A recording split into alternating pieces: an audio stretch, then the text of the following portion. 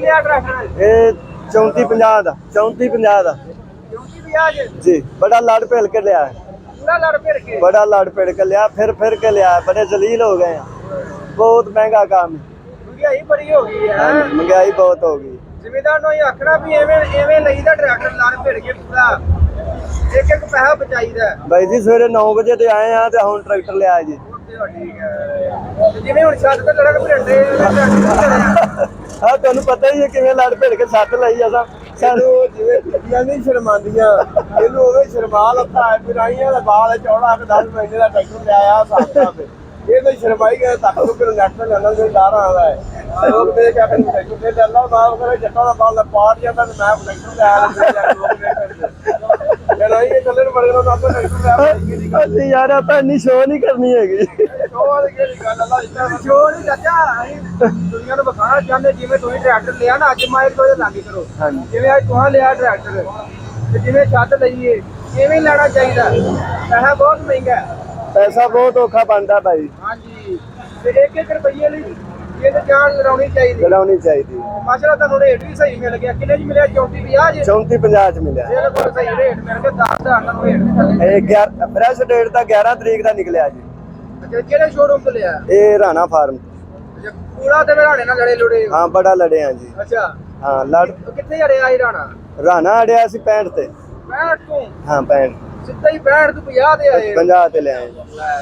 अस्सलाम वालेकुम जी। Paragon auto YouTube ਤੇ ਦੇਖਣ ਵਾਲੇ ਦੋਸਤਾਂ ਨੂੰ ਖੁਸ਼ ਆਮਦੀਦ। 385 ਭਾਈ ਰਿਆਜ਼ ਦੀ ਵਰਕਸ਼ਾਪ ਤੇ ਛੱਤਾਂ ਲੱਗਦੀਆਂ ਪਈਆਂ ਵਾ ਜੀ ਤੇ ਇਹਨਾਂ ਦਾ ਇੰਟਰਵਿਊ ਲੈਣੇ ਆ, ਮੁਕੰਮਲ ਡਿਟੇਲ ਸ਼ੇਅਰ ਕਰਦੇ ਆ, ਕੋਈ ਜ਼ਰੀ ਹਾਲਾਤ ਦੇ ਰੇਟ ਵੀ ਤੁਹਾਡੇ ਨਾਲ ਸ਼ੇਅਰ ਕਰਾਂਗੇ। 85 ਦੀ ਕੀ ਸੂਰਤ ਹਾਲ ਚੱਲਦੀ ਪਈ ਆ ਉਹਦੇ ਬਾਰੇ ਵੀ ਅਪਡੇਟ ਕਰਾਂਗੇ ਤੁਹਾਨੂੰ। ਤੇ ਇੱਕ ਇੱਧਰ ਟਰੈਕਟਰ ਖੜਾ ਵਾ, ਇਹਨੂੰ ਵੀ ਆ ਬਾਹਰ ਜਿਹਾ ਲਾਤਾ ਜੂ ਬਾਹਰ ਤੇ ਟਰੈਕਟਰ ਜਿਹੜਾ ਤਿਆਰ ਹੋ ਰਿਹਾ। वालेकुम सलाम। ਭਾਈ ਅੱਜ ਕੀ ਹਾਲ ਠੀਕ ਠਾਕ ਹੋ? अल्लाह शुक्र जी ठीक दोवां। ਮਾਸ਼ਾਅੱਲਾ ਮੇਰੇ ਸੁਣਿਆ ਨਵੀਂ ਆਫਰ ਲਾਈ ਤੁਸੀਂ। हाँ जी मैं क्या सारा साल पैसे कमाई दे ही ने ते हुण चलो को 2 घट कमा लांदे कोई रौला नहीं हैगा। ਕੀ ਆਫਰ ਲਾਈ ਸਾਡੇ ਜ਼ਮੀਨਾਂ ਨੂੰ ਦੱਸੋ। 10,000 रुपया डिस्काउंट के 1,10,000 ਦੀ ਹੁਣ ਪੂਰੇ ਲੱਖ ਦੀ।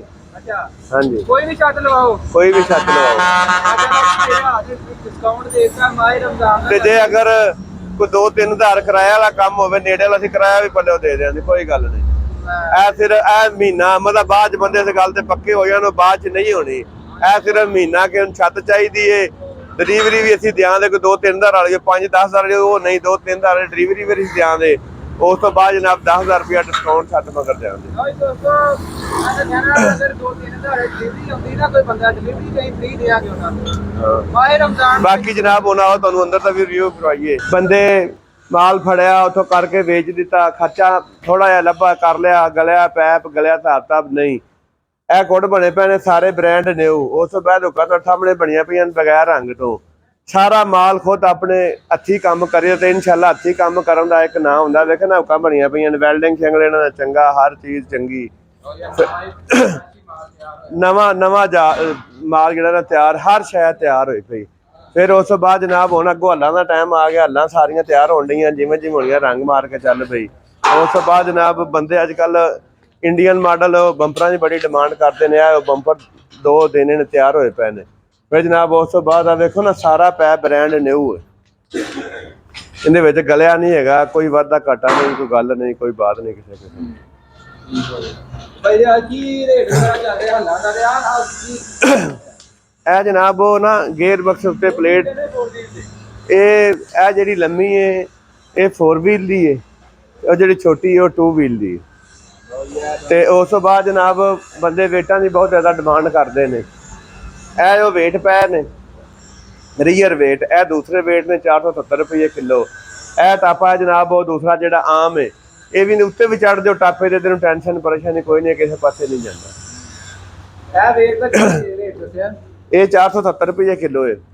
ਤੇ ਬਾਕੀ ਆ ਸਾਡੇ ਜਨਾਬ ਭਾਰ ਹੀ ਆਏ ਨੇ ਛੱਤ ਲੈਣ, ਇਹਨਾਂ ਦਾ ਵੀ ਰਿਵਿਊ ਲਓ, ਤੁਹਾਨੂੰ ਛੱਤ ਕਿਵੇਂ ਦੀ ਲੱਗੀ। अस्सलाम वालेकुम जी। वालेकुम सलाम। भाई की हाल ठीक ठाक हो? हाँ जी ते भाई केड़ी छत लेकर आए हो?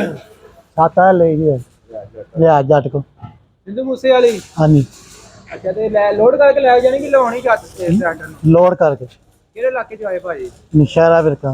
माशाल्लाह ते किवें छत कित्थे देखी जे? छाता नेट ते वेखी। नेट ते देखी? हाँ जी किन्ने च मिल गई? एक 10 दी 1,10,000 ਰੁਪਏ ਬਾਕੀ 10,000 ਡਿਸਕਾਊਂਟ ਕੀਤਾ, ਲੱਖ ਪੂਰੇ ਦਿੱਤੀ ਹੈ ਸਿਰਫ ਇਹ ਰਮਜ਼ਾਨ ਦਾ ਕਰਕੇ। 10,000 ਮਿਲਿਆ ਡਿਸਕਾਊਂਟ? ਹਾਂਜੀ ਅੱਛਾ ਠੀਕ ਹੋ ਗਿਆ। ਬਾਕੀ ਮਾਰਕੀਟ ਵੀ ਚੈੱਕ ਕੀਤਾ ਹੈ? ਹਾਂਜੀ ਸਾਰੀ ਮਾਰਕੀਟ ਵੇਖੀ ਵੀ ਹਾਂ ਛੱਤ ਚੰਗੀ ਨਾ। ਅੱਛਾ ਕੀ ਮੁਖਤਲਿਫ ਲੱਗਾ ਇਹਨਾਂ ਛੱਤ ਦੇ ਵਿੱਚ? ਕਾਬਲੇ ਚੰਗੇ ਨੇ, ਬਲੈਤੀ ਕਾਬਲੇ ਨੇ, ਮਤਲਬ ਸਮਾਨ ਸਹੀ बेहतरीन लगा। चलो ठीक है भाई, बहुत मेहरबानी, शुक्रिया जी। वालेकुम अस्सलाम। अल्हम्दुलिल्लाह ठीक ठाक जी। अल्ताफ हुसैन। माशाल्लाह भाई किहड़े इलाके चों आए? ਅਸੀਂ ਫੈਸਲਾਬਾਦ ਤੋਂ ਆਏ, ਤਹਿਸੀਲ ਤਾਲਨੇ ਵਾਲਾ। ਜੀ ਤੇ ਕੀ ਤੁਸੀਂ ਸੁਣਿਆ ਡਿਲਕਸ ਲੱਭਣ ਦੇ ਕੀ ਨਹੀਂ ਮਿਲਿਆ? ਸੁਣਿਆ ਨਹੀਂ, ਅਸੀਂ ਪ੍ਰੈਕਟੀਕਲ ਡਿਲੈਕਸ ਵੇਖਿਆ ਸੀ, ਸਾਨੂੰ ਬਹੁਤ ਪਸੰਦ ਆਇਆ। ਅਲਹਮਦੁਲਿल्लाह ਬਹੁਤ ਅੱਛਾ ਮਿਲਤ ਨੇ ਉਹ ਇੱਕ ਇਨੀਸ਼ੀਏਟਿਵ ਲੈ ਕੇ ਤੇ ਟਰੈਕਟਰ ਜਿਹੜਾ ਨਾ ਉਹਦੇ ਵਿੱਚ ਤਬਦੀਲੀਆਂ ਲੈ ਆਂਦੀਆਂ। 60 ਸਾਲ ਬਾਅਦ ਉਹਨਾਂ ਨੇ ਤਬਦੀਲੀ ਕੀਤੀ ਆ, ਪਰ ਮਿਲਤ ਦਾ ਬਦਕਿਸਮ ਦੀ ਜ਼ਿਮੀਦਾਰ ਨੂੰ ਕਿ ਉਹ 39 ਲੱਖ ਰੁਪਏ ਦੇ ਵਿੱਚ ਵੀ ਨਹੀਂ ਮਿਲ ਰਿਹਾ। ਅੱਛਾ 40 ਲੱਖ ਦੀ ਵੀ ਤੁਹਾਡੀ ਡਿਮਾਂਡ ਕਰਦੀ ਹੈ? ਨਹੀਂ, ਅਸੀਂ 39,50,000 ਤੱਕ ਡਿਮਾਂਡ ਕੀਤੀ ਮਾਰਕੀਟ ਦੇ ਵਿੱਚ, ਜੀ ਜੀ, ਔਰ 39.5 ਲੱਖ ਤੱਕ ਵੀ ਉਹ ਨਾ ਡਿਲੈਕਸ ਮਾਡਲ ਸਾਨੂੰ ਨਹੀਂ ਮਿਲ ਰਿਹਾ, ਔਰ 785 ਕਹਿ ਰਹੇ ਨੇ, ਅਸੀਂ ਇਹ ਫਿਲਹਾਲ ਨਹੀਂ ਲੈ ਰਹੇ। ਲੋ ਜੀ ਜ਼ਿਮੀਦਾਰ ਦਾ ਇਹ ਕਹਿਣਾ ਹੈ 45,50,000 ਰੁਪਏ ਤੱਕ ਇਹਨਾਂ ਦੀ ਡਿਮਾਂਡ ਕਰ ਦਿੱਤੀ ਹੈ, ਪਰ ਇਹਨਾਂ ਨੂੰ ਡਿਲਕਸ ਮਾਡਲ ਨਹੀਂ ਮਿਲਿਆ। ਇਹ ਕੰਪਨੀ ਨੂੰ ਰਾਬਤਾ ਕੀਤਾ, ਡਿਲੀਵਰੀ ਕੀ ਕਹਿ ਰਹੇ ਨੇ, ਕਿੰਨੀ ਦੇਰ ਬਾਅਦ ਮਿਲੇਗੀ ਡਿਲੀਵਰੀ? ਕੰਪਨੀ ਨੇ ਰਾਬਤਾ ਕੀਤਾ ਜੀ, ਕੰਪਨੀ ਕਹਿੰਦੀ 4 ਹਫ਼ਤੇ ਬਾਅਦ 3 ਹਫ਼ਤੇ ਬਾਅਦ ਡਿਲੀਵਰੀ ਦੇਵਾਂਗੇ, ਕੋਈ ਗੱਲ ਤੇ ਉਹ ਕੋਈ ਇਤਬਾਰ ਨਹੀਂ ਕਿ ਡਿਲੀਵਰੀ ਮਿਲੇਗੀ। ਜਦੋਂ ਸੀਜ਼ਨ ਲੰਘ ਜਾਏਗਾ ਫਿਰ ਟਰੈਕਟਰ ਲੈਣ ਦਾ ਫਾਇਦਾ ਕੋਈ ਨਹੀਂ। ਫਾਇਦਾ ਕੋਈ ਨਹੀਂ। ਉਹਦੇ ਵਿੱਚ ਸਭ ਤੋਂ ਵੱਡੀ ਜਿਹੜੀ ਤਬਦੀਲੀ ਹੈ ਉਹ ਸਪੇਸਰ ਵਾਲੀ ਆ। ਅੱਛਾ ਉਸ ਤੋਂ ਬਾਅਦ ਜਿਹੜੀਆਂ ਨੇ ਇਹਨਾਂ ਨੇ ਉਹ ਲਿੰਕਾਂ ਦੇ ਨਾਲ ਜੈਕ ਲਾਏ ਨੇ ਪਿੱਛੇ? ਹਾਂਜੀ ਚੈੱਕ ਲਾਇਆ, ਔਰ ਟਾਇਰ ਜਿਹੜੇ ਆ ਇਹਨਾਂ ਦੇ ਰੂਸੀ ਵਾਲੇ ਜਿਹੜੇ ਨਾ ਰਿਮ ਚੇਂਜ ਕੀਤੇ ਨੇ। ਅਸੀਂ ਸ਼ੌਕੀਆ ਤੌਰ ਤੇ ਆਪਣਾ ਟਰੈਕਟਰ ਲੈਣ ਵਾਸਤੇ ਮਾਰਕੀਟ 'ਚ ਆਏ ਜੀ, ਪਰ ਸਾਡੀ ਕਿਸਮਤ ਵਿੱਚ ਨਾ 39.5 ਲੱਖ ਤੱਕ ਵੀ ਅਸੀਂ ਆਵਾਜ਼ ਦਿੱਤੀ ਮਾਰਕੀਟ 'ਚ, ਅੱਛਾ ਜੀ। ਨਹੀਂ ਮਿਲ ਰਿਹਾ। ਪਹਿਲੇ ਕਿਹੜਾ ਟਰੈਕਟਰ ਆ ਜੀ ਆਪਣੇ? ਪਹਿਲੇ ਆਪਣੇ ਕੋਲ 19 ਮਾਡਲ 385 ਸੀ, ਉਹ ਸੇਲ ਕੀਤਾ। ਉਸ ਤੋਂ ਬਾਅਦ 22 ਮਾਡਲ 385 ਉਹ ਸੇਲ ਕਰਕੇ ਡਿਲੈਕਸ ਲੈਣ ਲੱਗੇ ਸੀ। ਲਓ ਜੀ ਭਾਈ ਉਹਨਾਂ ਨੇ 19 ਮਾਡਲ ਵੀ ਸੇਲ ਕਰਤਾ ਆਪਣਾ ਸਾਦਾ, ਤੇ 22 ਮਾਡਲ ਵੀ ਸੇਲ ਕਰਤਾ ਹੈ। ਇਹਦੇ ਡਿਲਕਸ ਮਾਡਲ ਲੈਣ ਆਏ ਨੇ। ਅਗਰ ਤੁਸੀਂ 2 ਦਿਨ ਪਹਿਲਾਂ ਆ ਜਾਂਦੇ ਤੁਹਾਨੂੰ ਬਿਲਕੁਲ ਰੇਟੋ ਰੇਟ ਲੈ ਦੇਣਾ ਸੀ। ਤੁਸੀਂ ਥੋੜਾ ਜਿਹਾ ਲੇਟ ਹੋ ਗਏ ਹੋ।